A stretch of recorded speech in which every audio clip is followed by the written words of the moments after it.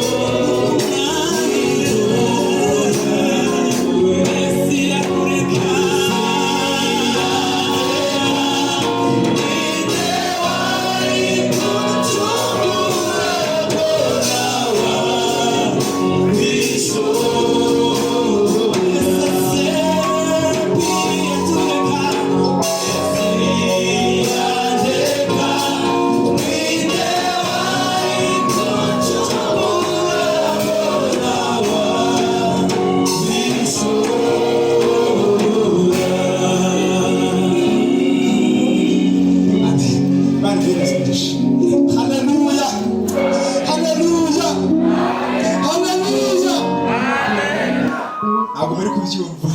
Mbese iyo Yesu atazi, haleluya, ngo aza kuducungura, ninde wari kuducungura?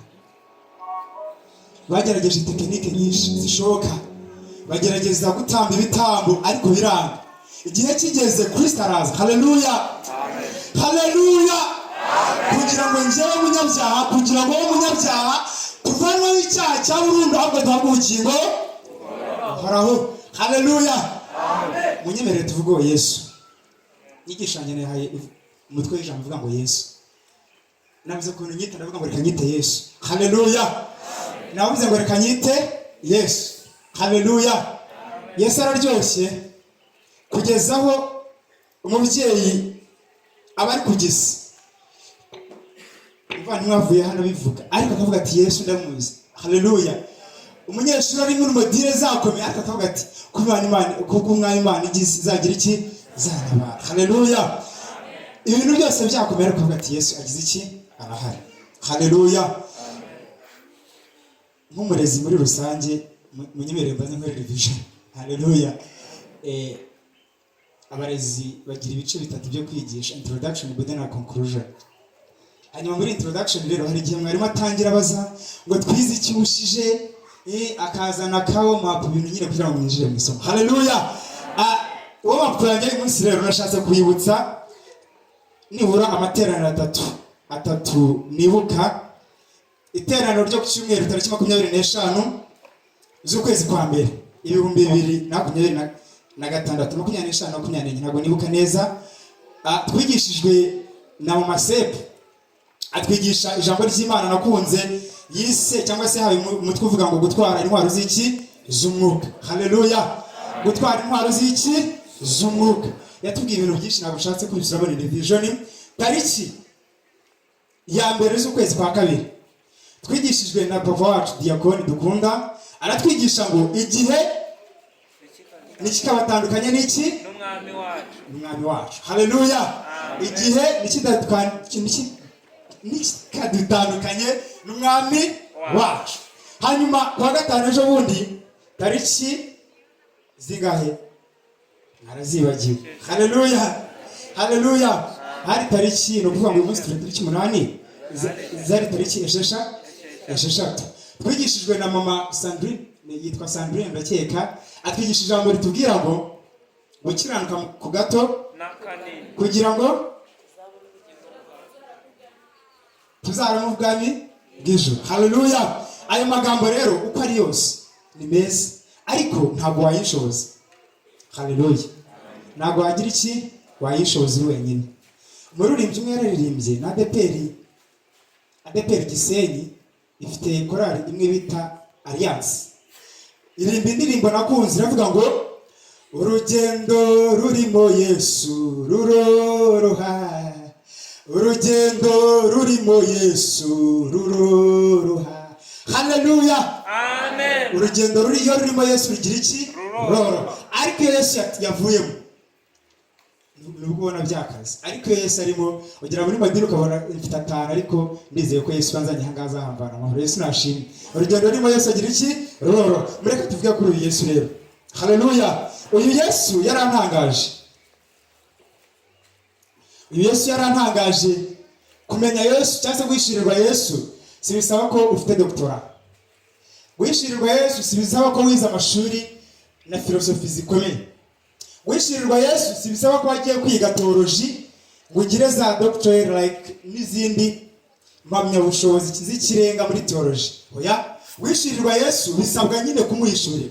Yesu iyo ashaka kwishurira umuntu ntagendera ku gisekuruza cyawe, ntagendera ku mashuri wize, ntagendera ku ntungana, haleluya, amen. Yesu iyo ashaka kwishurira sagendera ku bigaragara physical appearance, ahubwo arakwishurira, haleluya, haleluya. Uyu Yesu rero yaranangaje, se yaramuvuze ngo muri icyo gihe hazaba inzira ki yitwa nyabagendwa, ariko ngo abandi imitima ntabwo bazagira iki? Bazayinyuramo. Ariko haleluya, umugenzi nubwo yaba umuswa ntabwo azagira iki? Ntabwo azayiyoba. Uyu mugenzi nubwo yaba ari umuswa, atarakandagiye muri kaminuza, atarakandagiye mu ishuri, ariko ntabwo azayoba iyo nzira, haleluya, haleluya. Iyo nzira ni iyihe? Yesu yarahishuye. Umusore umwe ndakeka nanjye nari kwimubaza icyo gihe, yarambwiye ati ariko tubwire data wa twese urabihagije. Hasi urumva igihe tumaranye cyose ntabwo uramenya data wa twese. Umbonye wabonye data, haleluya. Umbonye wabonye data. Ariko gase none tuzagerayo gute? Inzira ni iyihe? Yesu abica mu mutwe arabwira ati inzira ntabwo murayimenya, dore ni njye nzira ndetse n'ukuri n'ubugingo, ndetse ikiyongeyeho nawe ujya kwa data, haleluya. Muri Yesu abantu biga ICT barimo hano, abantu biga ICT, haleluya. Muri Yesu nta shortcut zibamo. Shortcut murazizi, hari ukuntu ushaka guselecting igitabo cyose none ukavuga ati reka mpite mfata Ctrl+A muri select all, noneho ni nagize mpite ngora Ctrl+C bite yo copy, then igene pasting ahantu yo Ctrl+C nyine p bite yo paste gipasting. Hanyuma muri Yesu nta shortcut, inzira ni muri Kristo Yesu. Niwe nzira n'ukuri n'ubugingo, ntabwo ujya kwa Yesu atagize iki, haleluya, haleluya. Uyu Yesu, reka tubanze dushome ijambo ry'Imana. Ndemerera turambure Bibiliya zacu tujye mu butumwa bwiza uko bwanditswe na Matayo mu bice byaho 27 umurongo wa 11. Ubutumwa bwiza uko bwanditswe na Matayo ibice 27 umurongo wa 11 haranditswe ngo, umutwe w'amagambo aravuga ngo Pilato acira Yesu urubanza. Pilato acira Yesu urubanza. 11. Ubwo Yesu yarahagaze imbere y'umutegeka, umutegeka aramubaza ati ni wowe umwami w'Abayuda? Yesu aramusubiza ati wakabimenye. Abatambyi bakuru n'abakuru baramurega, ariko ntiyagira icyo yireguza na hato. Maze Pilato aramubaza ati ntiwumvise ko bagushinjije byinshi? Ariko ntiyamusubiza ijambo na rimwe, bituma umutegeka yumirwa cyane. Muri iyo minsi mikuru uko umwaka utashye, umutegeka yagiraga akamenyero ko kubohorera abantu imbohe imwe iyo bashakaga. Icyo gihe bari bafite imbohe y'ikimenywa bose yitwa Baraba. Nuko bateranye Pilato arababaza ati uwo mushaka ko babohorera ninde? Ni Baraba cyangwa ni Yesu witwa Kristo? Kuko yamenye yuko ishyara ari ryo rimubatangishije. Kandi ubwo yari yicaye ku ntebe y'imanza, umugore we amutumaho ati ntugire icyo utwara uwo mukiranutsi, kuko naraye ndose byinshi kuri we byambabaje. 20. Ariko abatambyi bakuru n'abakuru boshya abantu ngo basabe Baraba bicishe Yesu. Nuko umutegeka yongera kubabaza ati muri abo bombi uwo mushaka ninde nkamubohorera? Bati ni Baraba. 22. Pilato arabasubiza ati Yesu witwa Kristo ndamugirane? Bose bati nabambwe. 23. Nawe arababaza ati kuki yakoze icyaha ki? Ariko barushaho gusakuza cyane bati nabambwe. 24. Nuko Pilato abonye ko arushywa n'ubusa, ahubwo ko barushijeho gushenga yenda amazi, akarabira imbere y'abantu ati njyewe nta cyaha kindiho, kubw'amaraso y'umukiranutsi birabe ibyanyu. Abantu bose baramusubiza bati amaraso ye natubarweho no ku bana bacu. Haleluya. Inkuru dusomye nini, inkuru narayisomye ndatangara. Haleluya. Hari ibintu bitanu nayishuriye byo kuri iyi nkuru. Isanga Yesu adasanzwe. Isanga Yesu, Paulo we yagerageje kumubwira Filipe ambwira ngo uwo nubwo yabanje kugira akamero k'Imana nyabonye ko guhana n'Imana ari ikintu cyo kugundirwa. Haleluya. Nabonye yuko iyi nkuru yari irimo urukundo rwinshi kandi irimo no kurengana kwinshi, kandi bigaragara yuko arenganye, ariko nyine biraba kubera impamvu. Haleluya. Haleluya. Iyi nkuru narayisomye numva nongeye guhishirirwa byinshi. Mureke nibura turebe ibintu bitanu bitangaje kuri iyi nkuru, kuri Kristo Yesu. Haleluya. Twumvishe inkuru ivuga ko Yesu yajyanye kwa Pilato, ntabwo nsubiraho yari avuye kwa Keyafa n'ahandi hose, ariko yajyanye kwa Pilato. Agezeyo Pilato arareba abona nta cyaha kimuriho. Haleluya. Bakamurega yuko yavuze yuko yasenye urusengero akarwaka iminsi 3. Bakamurega yuko yiyita umwana w'Imana, bakamurega ibyo bintu. Hanyuma Pilato arebye abona nta cyaha kimuriho. Avuga ati se uyu muntu w'umukiranutsi ndamuziza iki? Haleluya. Ariko abantu ngo bakomeza gusakuza bati nabambwe. Kandi wibuke yuko abantu bavugaga ngo nabambwe niba abandi bafashe imikindo n'ibindi byose basasa hasi kugira ngo atambuke. Bati nabambwe murekure baraba, Kristo abambwe. Haleluya. Ndetse ijwi ry'Imana rikorera mu mugore wa Pilato, rambwira ati rero uriya muntu n'umukiranutsi, genda wongorera umugabo wawe mubwira atagira ikintu amutwara. Haleluya.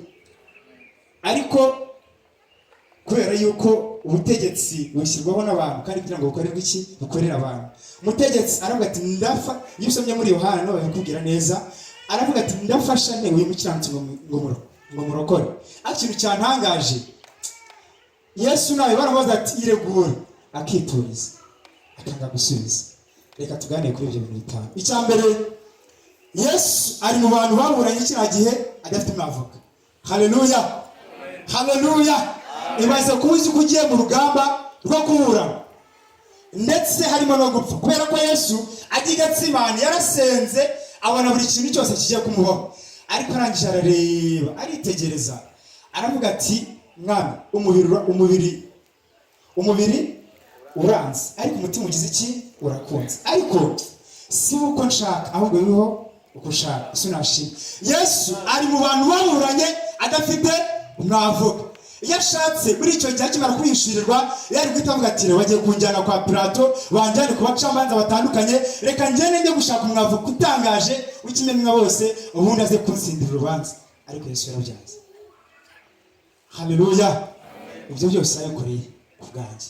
Yesu yemera kujya muri urwo rubanza ari wenyine, ndetse yegera n'abigishwa n'intumwa ze arazibwira ati nyamara ndabona mwange mugiye kunshi. Petero aravuga ati twakuva ntabwo twagenda, nibuze kubana nawe mu bibazo byose turajyana, kandi yarabigerageje kumurwanirira. Haleluya. Nibwo nijoro narimo nganira n'umuvandimwe Ebeneza, arambwira ngo Petero yari ari mu mutwe w'abasirikare witwaga Bazaroti. Muri icyo gihe wari umutwe nyine uzi kurwana cyane. Wakibaza igitero cyari giteye Yesu, ariko Petero agataruka agaca umuntu ugutwi. Haleluya. Yaragiye kumurwana nk'uko yabivuze, ariko Yesu arambwira ati Petero sigaho, urugamba turwana ntabwo ari urw'umubiri. Yesu nashimwe. Urugamba turwana ntabwo ari urw'iki, urw'umubiri. Subizayo inkota yawe. Iyo usanga turwana indwara y'umubiri cyangwa se usanga turwana urugamba rw'umubiri, nari gutumizaho legiyoni 12, batayo 12. Biteganwa yuko iyo batayo yari ishobora kuba irimo abasirikare 6,000 imwe. Urumva batayo 12,000 ibindi 12 zari zigizwe n'abantu 7,200 by'abasirikare. Urumva abasirikare bari bukuza bijoro ntabwo bari, ariko Yesu yaravuze ati urwo rugamba turwana ntabwo ari iki, si urw'umubiri, sigaho. Yesu ari mu bantu baburanye atagize iki, atakoresheje umwavoka. Icya kabiri cyanangaje kuri Yesu, Yesu niwe muntu wari ufite ubutabazi, azi ko yahamagara ubutabazi mu ijuru. Haleluya. Agamagara ubutabazi mu ijuru, zangabo zose zigapfa. Iyo usomye amateka yuko Yuda yagambaniye Yesu, bavuga yuko Yuda yagambaniye Yesu ataruka umwana, ahubwo yavuze ati uriya ndamuzi, yakoze byinshi mwirebera n'amaso yanjye, nibazi leta ugati bahita basubirayo. Nawe yarazi yuko utaruze kumubaho ngo akubitwe nk'abandi bose apfe nk'abandi bose. Ariko Yesu ubwo butabazi bwose arabwirengagiza. Haleluya, haleluya, kugira ngo ibyahanuwe kera bisohore. Byashobokaga yuko ari buze guhamagara ubutabazi bw'ijuru, agahamagara legiyoni 12 z'abasirikari bakaza bakarumurwanirira, urugamba akarutsinda yihagarariye. Haleluya. Ikindi cya gatatu cyanangaje kuri uyu mugabo wita Yesu, niwe muntu wemeye gupfa kandi abizi.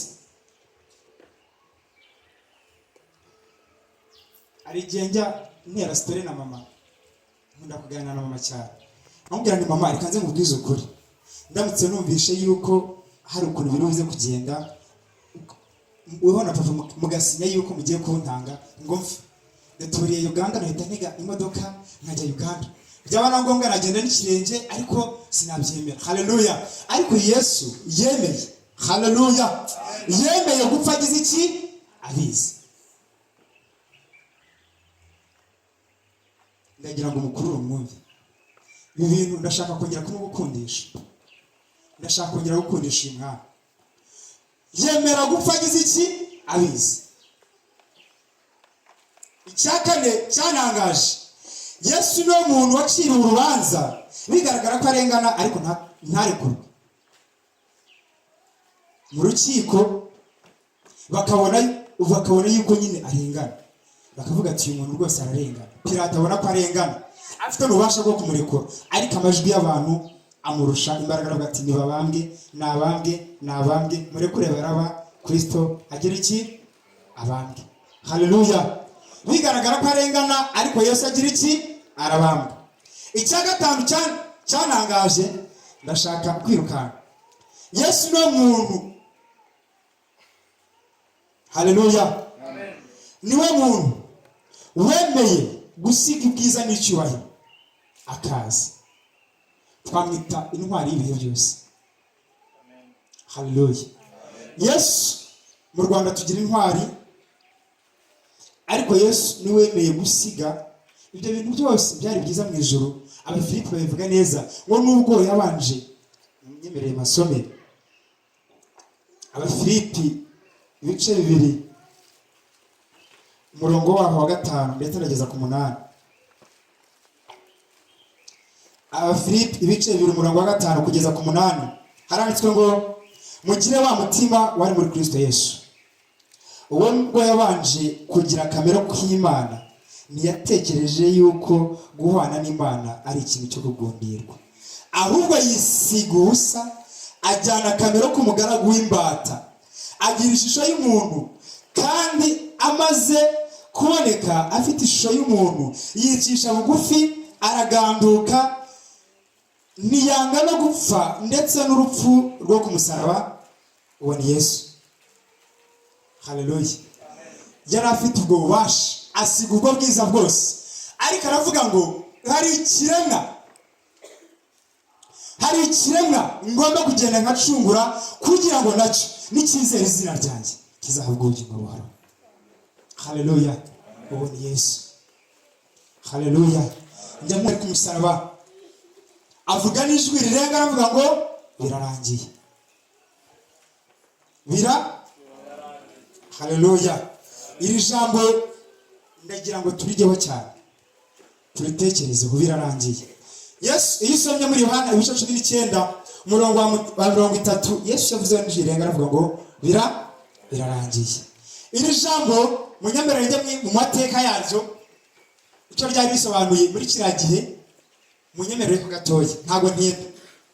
Iri jambo birarangiye ni ijambo ryaturutse mu rurimi rw'Ikigiriki bita tetelestai. Sindi niba mubyumvishe tetelestai. Haleluya. Iri jambo birarangiye ryakoreshwaga ahantu hatandukanye, ariko muranyemera nibura mvuga ahantu 2 cyangwa 3 cyangwa 4 ryakoreshwaga impamvu Yesu yabivuze. Iri jambo tetelestai ryakoreshejwe na Yesu ku musaraba ashaka kuvuga nibura ibintu na bine by'ingenzi. Haleluya. Haleluya. None tugiye kuba twasobanukirwa impamvu babajije Yesu bakamubaza ngo iregure, akanga kwiregura. Tugiye kuba twasobanukirwa impamvu Yesu yemeye kurenganwa ariko nyamara atarakwiriye kugira iki? Kurenganwa. Haleluya. Tugiye kuba twasobanukirwa impamvu Yesu atagiye gushaka abavoka. Haleluya. Tugiye kuba twasobanukirwa impamvu Yesu atagiye gushaka baraba bizirangabo zose ngo hamagarire Jean 12 zize zimurwanire. Haleluya.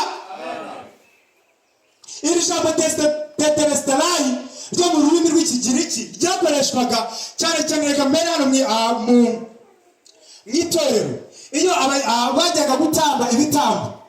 Umutambyi yagiye gutamba igitambo hanyuma igitambo kikemerwa, yasohokagamo avuga n'ijwi rirenga ngo tetelestelai. Haleluya. Bivuze ngo igitambo cyagize iki? Cyemewe. Haleluya.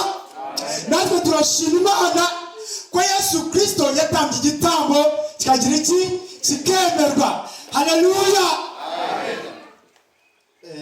Ntabwo muri kubyumva. Turashimira Imana ko Yesu yatambye igitambo cyarangiza kikemera. Haleluya. Haleluya. Kandi ahantu uyu Yesu atandukanye n'abandi batambyi b'abareba, sinashimwe uyu Yesu niwe wabaye umutambyi aba n'igitambo cyarimo. Hari ijambo ryanunguye riranezeza cyane ngo hanyuma bakimara gutamba icyo gitambo kikemera ngo umwenda w'urukingirije aherugira iki? Bitabukamo kabiri. Haleluya. Akimara gutamba icyo gitambo kikemera umwenda w'urukingirije aherutabukamo kangahe? Kabiri. Ubu nigererayo, wigererayo, yigererayo, azigererayo. Haleluya.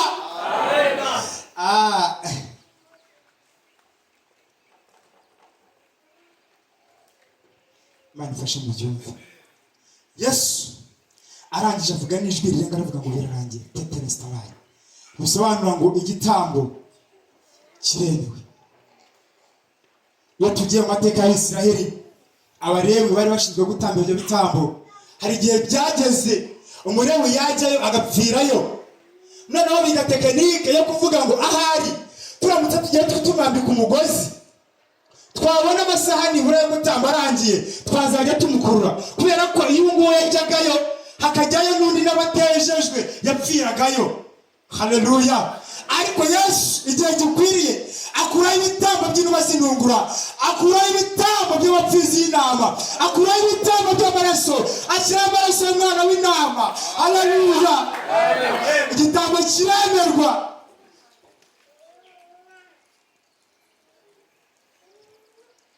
Munyemerere mvuge n'ahandi hantu byakoreshwaga mu buzima busanzwe. Iri jambo tetelestelai ryakoreshwaga mu Bagiriki bashaka kuvuga ikindi kintu gikomeye. Iyo umuntu yabaga agufitiye umwenda, maybe ufite umwenda w'ibihumbi 100 ubifitiye umuntu, uwo mwenda ukawishyura ukawusoza ku rwandiko mwagiranye y'icyubahiro byagize iki? Byahishe. Yari adufitiye ideni rigera riti, unyemerere baza abantu babiri muranyemerera. Ibibazo rero iyo bigiye bayibaza biragorana, ntabwo ari kuri modeli ariko ntabwo murasibe. Yesu nashimwe. Ndemera baze nk'umubyeyi. Uriya mubyeyi yari arimo ashima Imana. Uriya waje ati Yesu uramuzi? Avuga ati Mana we wakana we wasaze wakana we. Urambaza ngo Yesu ndamuzi n'ejo bundi ikintu yamariye ku bitaro. Naramubonye yari tamuriye mu gicuku cy'ijoro yabanye nanjye. Haleluya. Wabaza nk'umuntu wasibiye agasibira rimwe, agasibira kabiri, agasibira gatatu, noneho ijuru rimwe rikitamurura kavuga ngo mwana wanjye shaho. Ukabaza ngo wa musore Yesu uramuzi? Yabwira ati nyamara wakana nta n'ubwenge ugira. Kubera iki? Yesu ndamuzi, yabanye nanjye, nasibiye bwa mbere, nsibira ubwa kabiri, ariko noneho yamara variable nza kuyicika. Haleluya. Abo bose bari kuvuga neza Yesu. Haleluya. Nanjye ushobora kumbaza ngo Yesu uramuzi? Ndambwira nako ubundi utekereza neza. Urambaza ngo Yesu ndamuzi ndi hano mpagaze muri university. Yesu wampaye akazi nakoze ikizamini. Yesu naramubonye. Haleluya. Uwo ni Yesu. Ariko icyo ntabwo aricyo cyazanye Yesu. Uzi icyo ngicyo aricyo kizana Yesu. Anko wawe yagukorera.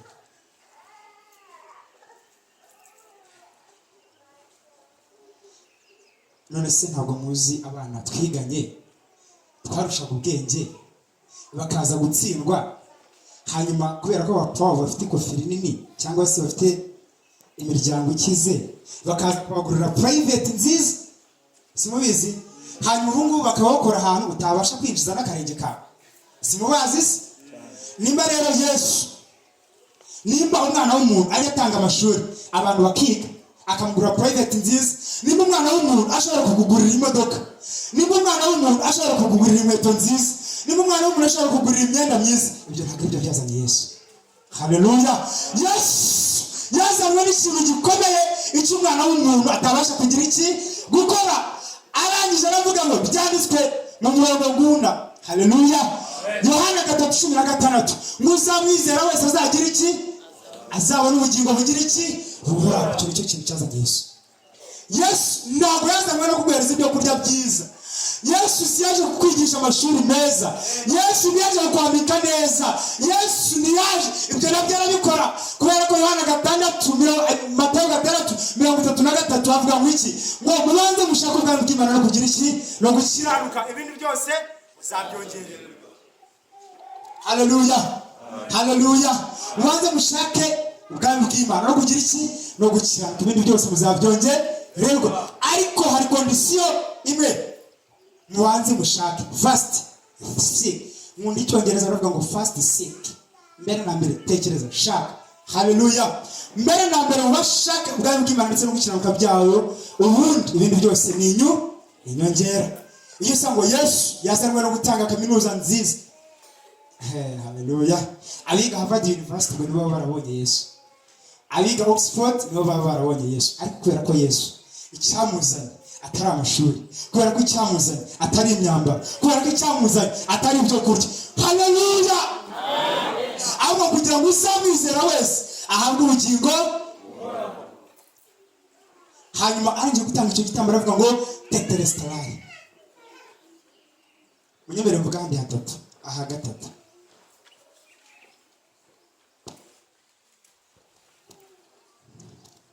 Ahandi byakorwaga ni mu gisirikare.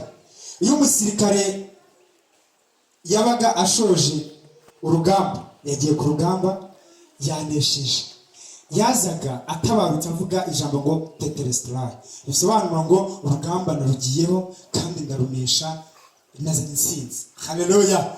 Nagiye urugamba ndarurwana neza kandi nabonye iki? Intsinzi. Yesu nawe avugira ijambo rikomeye, aravuga ngo nibuka ijambo yabwiye Petero, yabwiye ngo Petero we sigaho, ntabwo urugamba turimo turarwana ari urw'umubiri, ari urw'umubiri mbamagaye Legiyoni 12, ahubwo sigaho, subiza inkota yawe mu rwubati. Inkota ntabwo zikenewe iyi, ahubwo zikeneye inkota y'ijambo ry'Imana. Haleluya! Muri Revision twumvishe uburyo bwo gutwara intwaro z'umwuka. Mu ntwaro z'umwuka harimo ijambo ry'Imana, ariyo nkota. Haleluya! Inkota turwanisha ntabwo ari inkota ityaye iyi ngiyi tugira, ahubwo ni inkota y'ijambo ry'Imana. Subiza hasi. Iyo nkota Yesu yigize ayikoresha birakunda. Haleluya! Iyo nkota Yesu yigize ayikoresha birakunda. Yesu ageragezwa na Satani amaze iminsi 40 mu butayu. Satani yaramugerageje, ariko Yesu akoresha iyo nkota kugira ngo tuve imbere Satani, kuko handitswe ngo haleluya, inkota y'ijambo. Haleluya! Haleluya! Haleluya! Amen. Uyu Yesu rero turamushima, niwe Yesu naje kuvuga. Haleluya! Haleluya! Pawulo yigeze abwira itorero arabwira ngo nihagira undi wundi uza ababwira Yesu mutumvise, Yesu utababwiye, ngo muzamugendere hirya. Nagira Yesu wundi uzababwira yuko atanga imyambaro, nabyo arabitanga. Nihagira undi wundi uza kubabwira ko Yesu atanga amashuri, nabyo arabitanga. Nagira undi wundi uza kubabwira ko Yesu atanga ibinezeza by'isi, nabyo arabitanga. Ariko muzamugendere kure, kuko icyazanye Yesu icyo ntabwo cyahindura ku musaraba. Ari ibyo kurya, ari akawunga n'umuceri, ntabwo byashyira Yesu ku musaraba. Haleluya!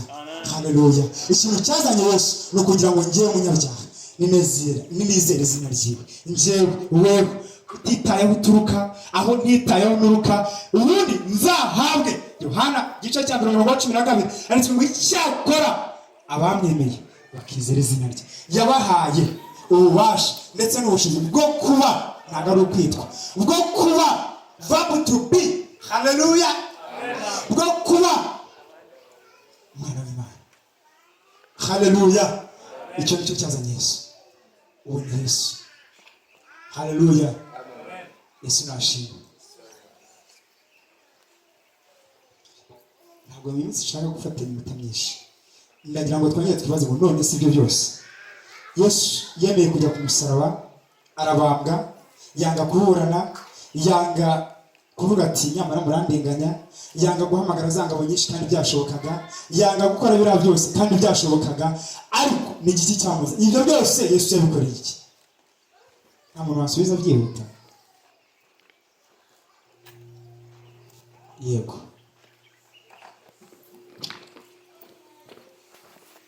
Haleluya. Amen. Yesu ntabwo yigeze ahamagara izo ngabo zose bitewe n'uko yaturutse mu ijuru azi ikimuzanye, n'ubundi kwari ukudupfira. Yari yabyiyemeje, rero iyo abahamagara yari kubasubiye inyuma. Imana ibereze umugisha. Tumbwira ngo flowers. Ibyo byose ngo Yesu yabikoze kubera ko mu cyamuzanye kwari kugira iki? Kudupfira. Mu yandi magambo, Yesu yaje azi bizamubaho, azi ko azapfa ndetse urupfu rubi rwo kuki? Rwo ku musaraba. Hanyuma rero ibyo byose ngo ntabwo yabikoze kudupfira. Ariko se ikindi kibazo, mwihangane nyine abari muri ko babaye, ikindi kibazo, kudupfira gusa byari bihagije? Ese kudupfira byatumariye iki?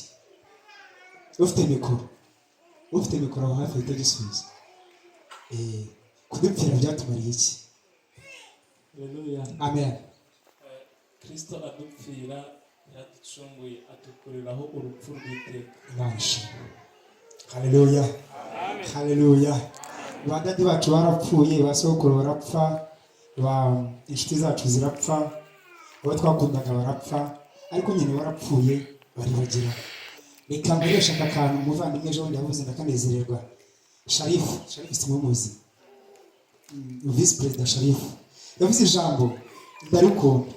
Yaravuze ngo iyo mu gihe cya Yesu hariho social media, YouTube ihari, Facebook ihari, IG ihari, TikTok zihari, n'ibindi byose ziriya social media zose zihari.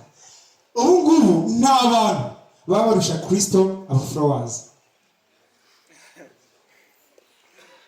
Kuko sinzi niba mukumvisha. Iyo usanga Kristo mu gihe cyiwe hariho YouTube, abafite aba subscribers, ngira ngo hari YouTube ishobora kuba yaramubaninze ikavuga ati rero ufite aba subscribers barangije urugero, try baninze.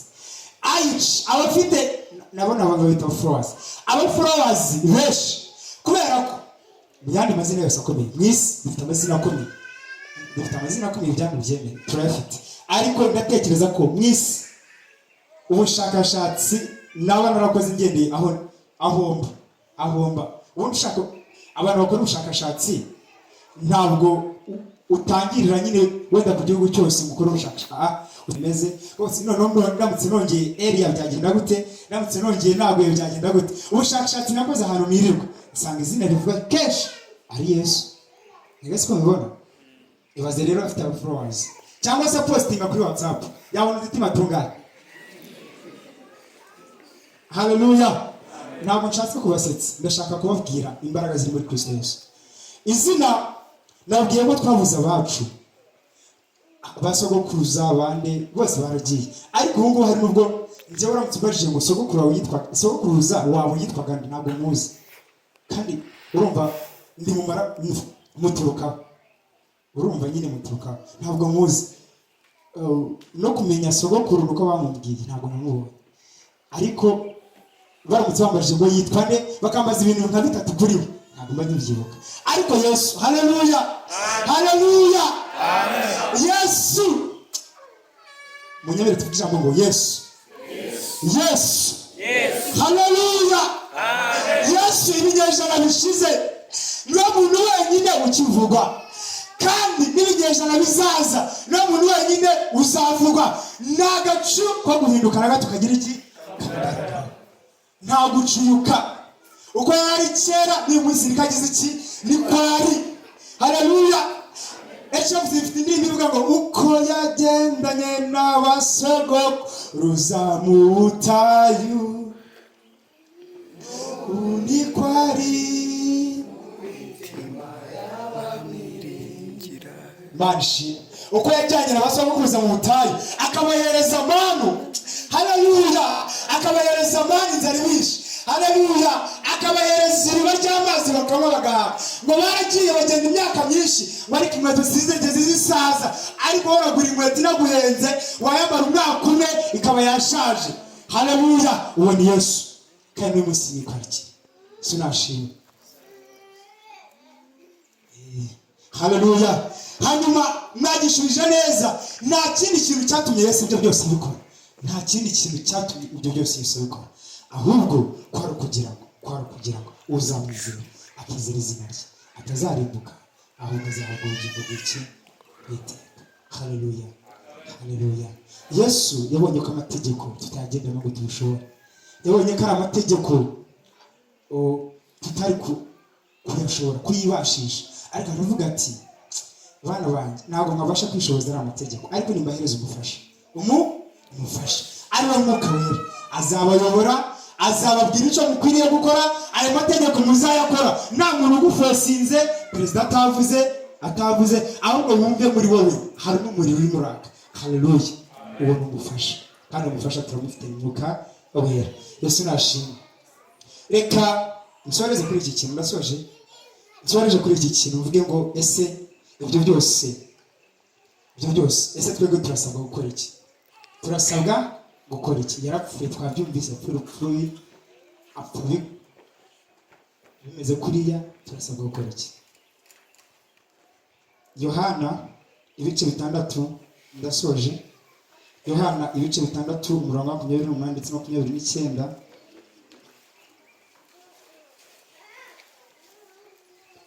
Yohana 6:28 na 29 haranditswe ngo baramubaza bati tugire dute ngo dukore umurimo y'Imana. Reka nsubiremo.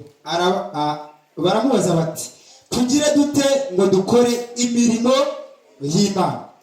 Aramusubiza ati umurimo w'Imana nguyu nuko mwizera uwo yatumye, tuvuga ngo amen. Haleluya. Uri umwarimu, uyu muntu Yesu wamuhereza 0 kubera ko bamubajije imirimo asubiza umurimo, sibyo da? Barambwiye ngo tugire dute ngo dukore imirimo y'Imana. Arangije aravuga ngo dore umurimo w'Imana nguyu nuko mwizera uwo yagize iki yatumye. Bamubajije imirimo asubiza umurimo. Uri umwarimu wamuhereza ngahe? 1 kuri 5 cyangwa se kuri 3 mu byari 3, ariko umurimo w'Imana wuzuye. Haleluya. Umurimo icyo dushaka n'icyo ni kimwe, nuko mwizera uwo yagize iki, nuko mwizera uwo yatumye, ubundi ibindi byose azabibishoboresha. Ntabwo Yesu yadutegetse kujya gukora kubwiriza gusa, ahubwo tubwirize twabanje kwizera Kristo. Ntabwo yadutumye kujya gufasha abakene n'abafite ibibazo bitandukanye. Yego nabyo ni byiza, ariko tuvuga twabanje kugira iki? Kwizera. Haleluya. Mwizera wagize iki? Umurimo uturuta iyindi. Haleluya, haleluya. Ndasoje, Imana ibahereze umugisha. Haleluya, haleluya, haleluya. Bibiliya yambwiye amagambo ndumva nongeye gusubizwamo imbaraga. Yari ivuga ngo antikristo ninde? Iyo bavuze antibody, abantu biga biology barabyumva. Antibody, antivirus, nyine ni ikintu cyica icyo kintu, nyine ni anti like. So baravuze ngo antikristo ninde? Yohana mu nzandiko ze yagereze kwisobanura. Yohana igice cya 22 yavuze ngo mbese umunyabinyoma ninde? Keretse uhakana ko Yesu atari Kristo. Uhakana data wa twese n'umwana we niwe antikristo. Antikristo nuhakana Kristo ko atari umwana w'Imana. Antikristo nuhakana data wa twese. Antikristo nuhakana mutizera, nuwanga kumvira nuwo nguwo. Haleluya, haleluya. Duhora dutegereje ngo antikristo azaza, ariko antikristo ashobora kuba yaratugeze. Haleluya. Antikristo ashobora kuba yagize iki? Yaratugeze. Dushobora kuba duhakana Kristo tutabizi. Dushobora kuba twaranze kwemera Kristo ngo ayobore muri twebwe. Dushobora kuba twaranze kwemera gukora kw'Imana, ubushake bw'Imana ngo bukore muri twebwe. Dushobora kuba turi antikristo tutabizi. Haleluya. Ariko dufite umurengezi. haleluya. Dufite umurengezi aracyateza amaboko yaravuze ngo mwebwe abarushye n'abaremerewe nimuze munsangire igihe iki abaruhura. Haleluya. Turashoje tugiye gusenga Imana. Tugiye gusengana n'abantu babiri. Twumvishe ibintu byinshi Yesu. Twabonye ko ikintu cyazanye Yesu cya mbere ari ukugira ngo tuzabone ubugingo bw'iteka.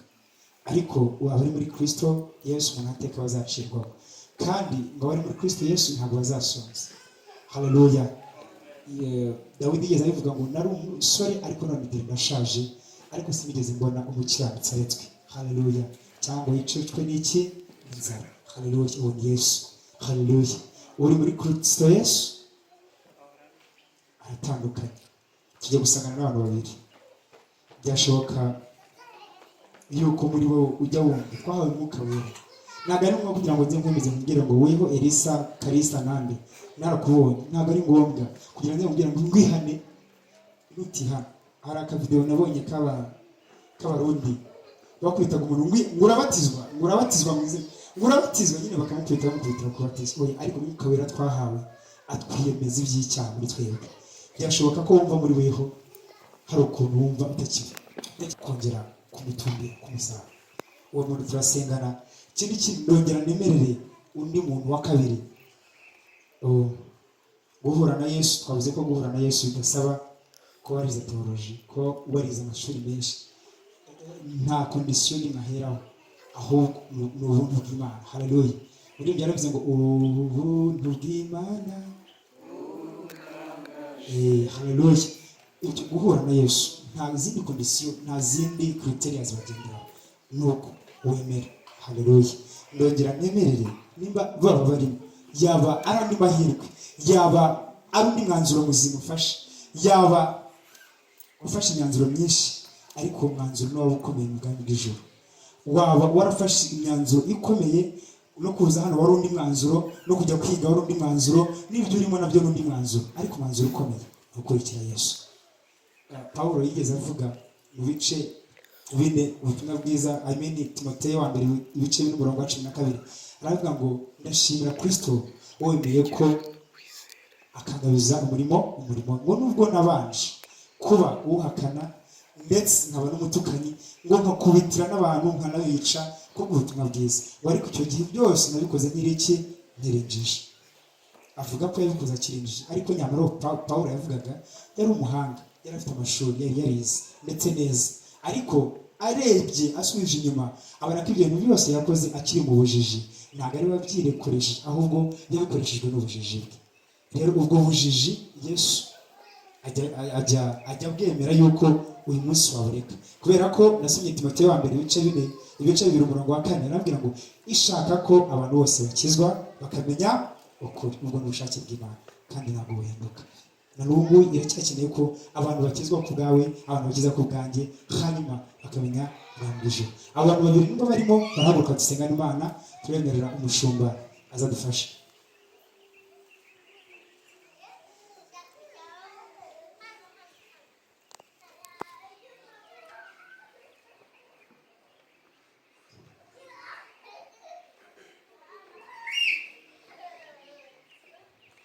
Urahari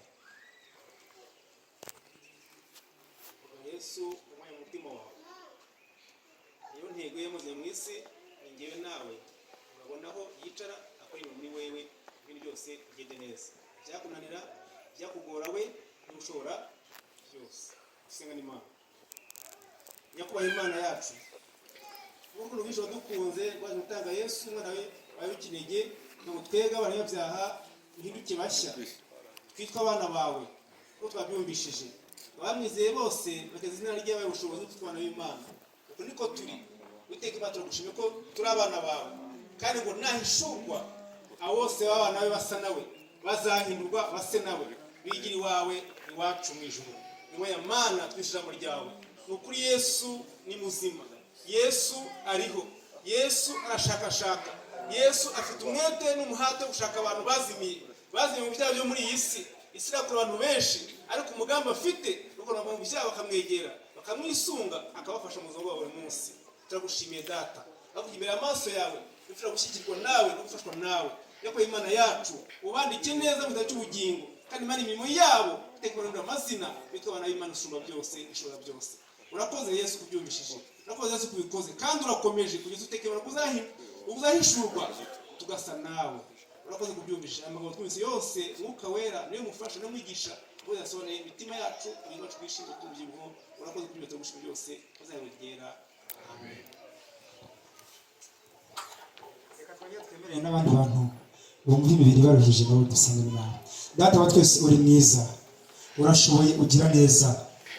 Kristo ijambo ryawe rirambwira neza ngo witwa Amen.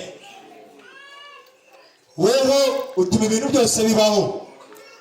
Weho waravuze ngo uri Alpha na Omega, ukaba itangiriro ndetse n'iherezo. Ngo nta kintu na kimwe cyo mu isi cyabayeho kidakozweho n'ibiganza byawe. Byose warabiremye kandi imirimo myiza ngo muri Kristo Yesu. Ngo nurangiza ngo tuyigenderemo. Umuntu wari warabwira ngo ikorera uburiri bwawe bugira iki? Wigendere. Haleluya. Wa mugore wari umaze imyaka 12 yagukozeho muvoma Yesu urakira. Haleluya. Mwabimana twarakubonye. Wazuye abapfuye turabibona. Na n'uyu munsi rero uko ari urukera n'umunsi n'ukuri. Turasenze cyane kugira ngo bene data barihijwe n'imibiri bafite ibintu bitandukanye mu buzima bwabo, ibyo bibazaho byose bitandukanye mu buzima bwabo, ibyo byose ubireba kubera ko ijambo rya rimbwira neza ngo wowe batumenye kera tutari twabitsora mu zembeza abantu bazacu, noneho mudushyiraho kuba umuhanuzi uhanurira amahanga. Izina ryacu rihimbazwe, mu izina rya Yesu Kristo, izina ryawe rishyirwe hejuru, mu izina rikomeye rifite imbaraga n'ububasha n'ubushobozi, izina abadayimoni batinya, izina abayobozi batinya, izina ibikomeye byo mu isi bitinya, niryo twizereyemo kugira ngo iryo zina rya Kristo ryiza rivura aba bantu kandi ribakize. Tubisenze mu izina rya Yesu Kristo senze. Amen.